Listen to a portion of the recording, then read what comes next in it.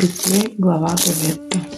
Тогава Бог благослови Ной и синовете му, като им каза: плодете се, размножавайте се и напълнете земята.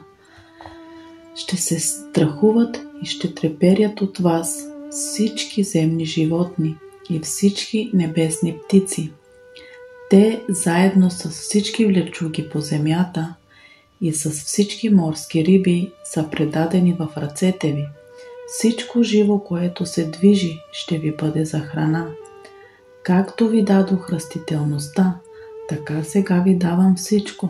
Месо, обаче с живота му, т.е. с кръвта му не яще. А вашата кръв, кръвта на живота ви, непременно ще изискам. От всяко животно ще я изискам. И от човека, да, от брата на всеки човек ще изискам кръвта на човека. Който пролее човешка кръв, и неговата кръв от човек ще се пролее. Защото по своя образ създаде Бог човека, а вие се плодете и се размножавайте. Разплодете се по земята и се умножавайте по нея. И каза Бог на Ной и на синовете му: ето, аз поставям завета си с вас и с потомството ви след вас и с всичко живо, което е с вас, птиците, добитъка и всичките земни зверове. Да, с всички излезли от ковчега с вас, с всяко живо същество на земята.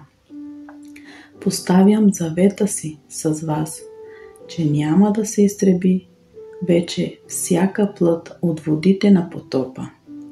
Нито ще настане вече потоп да опустоши земята. Бог рече още: ето знака на завета, който аз поставям до вечни поколения между мене и вас и всичко живо, което е с вас. Поставям дъгата си в облака и тя ще бъде знак на завет между мене и земята. Когато докарам облак на земята, дъгата ще се яви в облака и ще си спомня за завета си, който е между мене и вас, и всичко живо от всяка плът. И водата няма вече да стане потоп за изтребление. Ето на всяка плът.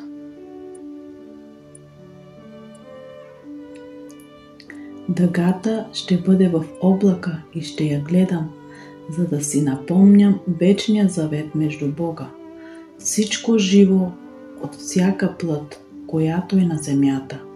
Тогава каза Бог на Ной: